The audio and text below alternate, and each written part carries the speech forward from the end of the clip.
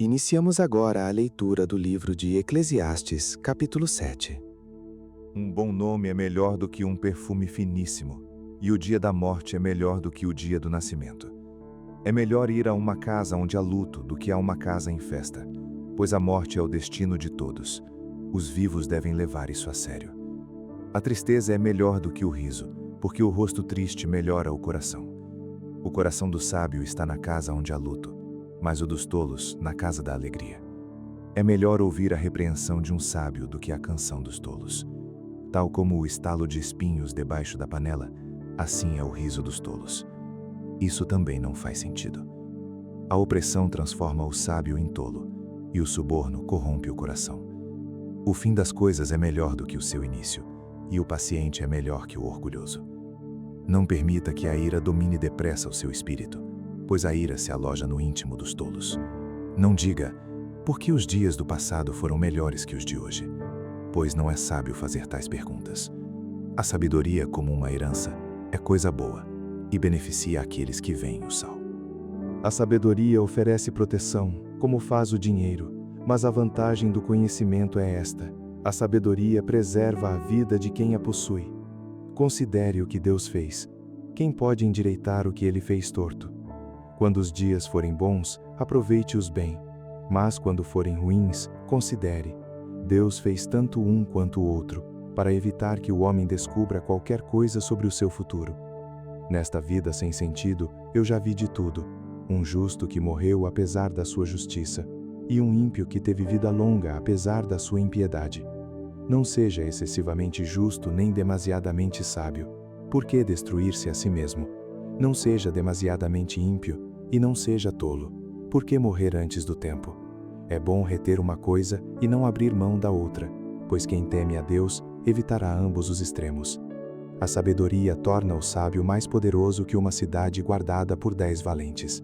Todavia, não há um só justo na terra, ninguém que pratique o bem e nunca peque.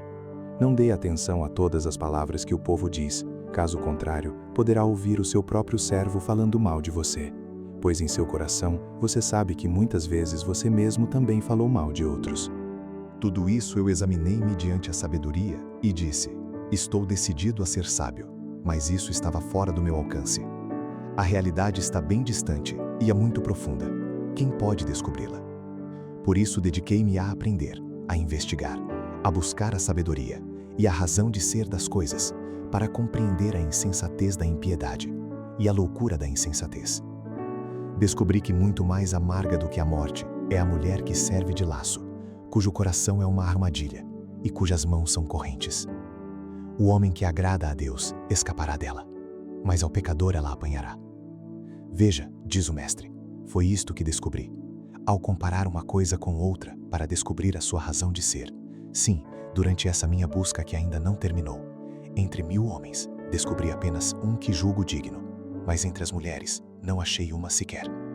Assim, cheguei a esta conclusão: Deus fez os homens justos, mas eles foram em busca de muitas intrigas.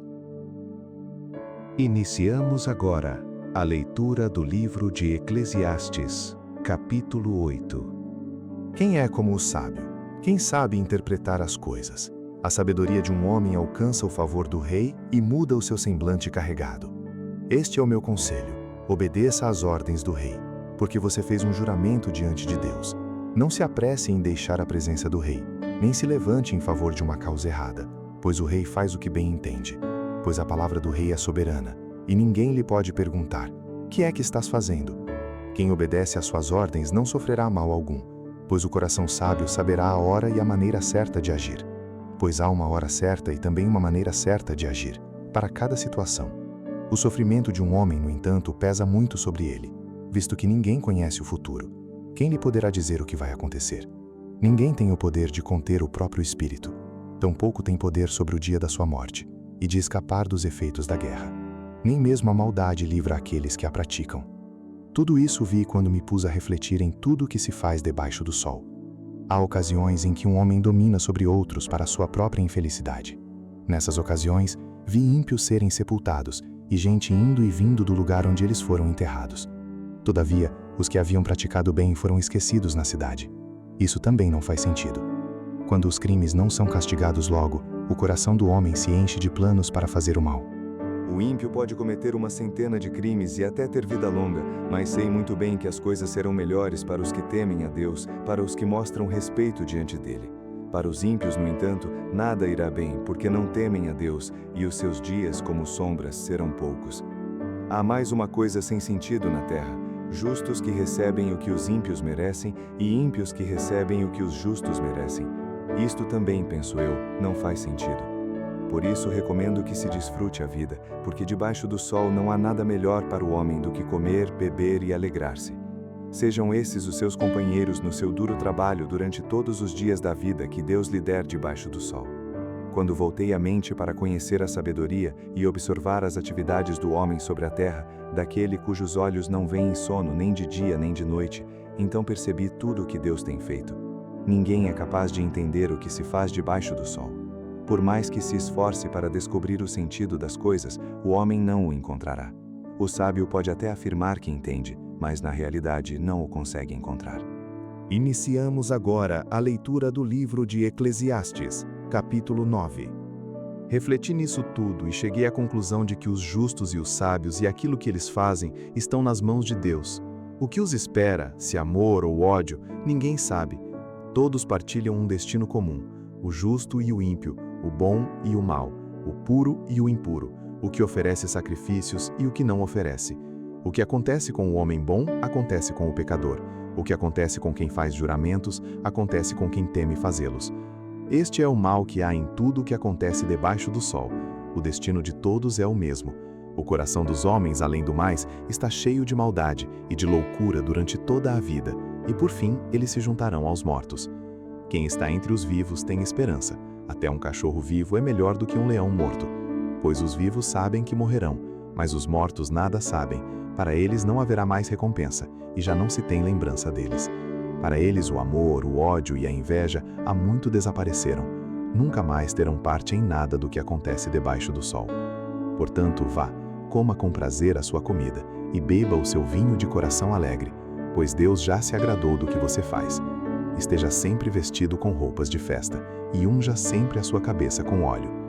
Desfrute a vida com a mulher a quem você ama, todos os dias desta vida sem sentido que Deus dá a você debaixo do sol, todos os seus dias sem sentido. Pois essa é a sua recompensa na vida, pelo seu árduo trabalho debaixo do sol. O que as suas mãos tiverem que fazer, que o façam com toda a sua força, pois na sepultura para onde você vai, não há atividade, nem planejamento, não há conhecimento, nem sabedoria. Percebi ainda outra coisa debaixo do sol. Os velozes nem sempre vencem a corrida, os fortes nem sempre triunfam na guerra, os sábios nem sempre têm comida, os prudentes nem sempre são ricos, os instruídos nem sempre têm prestígio, pois o tempo e o acaso afetam a todos. Além do mais, ninguém sabe quando virá a sua hora. Assim como os peixes são apanhados numa rede fatal e os pássaros são pegos num laço, também os homens são enredados pelos tempos de desgraça que caem inesperadamente sobre eles. Também vi debaixo do sol este exemplo de sabedoria que muito me impressionou. Havia uma pequena cidade, de poucos habitantes. Um rei poderoso veio contra ela, cercou-a com muitos dispositivos de guerra. Ora, naquela cidade, vivia um homem pobre, mas sábio, e com sua sabedoria ele salvou a cidade. No entanto, ninguém se lembrou daquele pobre. Por isso pensei, embora a sabedoria seja melhor do que a força, a sabedoria do pobre é desprezada, e logo já não se dá atenção às suas palavras. As palavras dos sábios devem ser ouvidas com mais atenção do que os gritos de quem domina sobre tolos. A sabedoria é melhor do que as armas de guerra, mas um só pecador destrói muita coisa boa.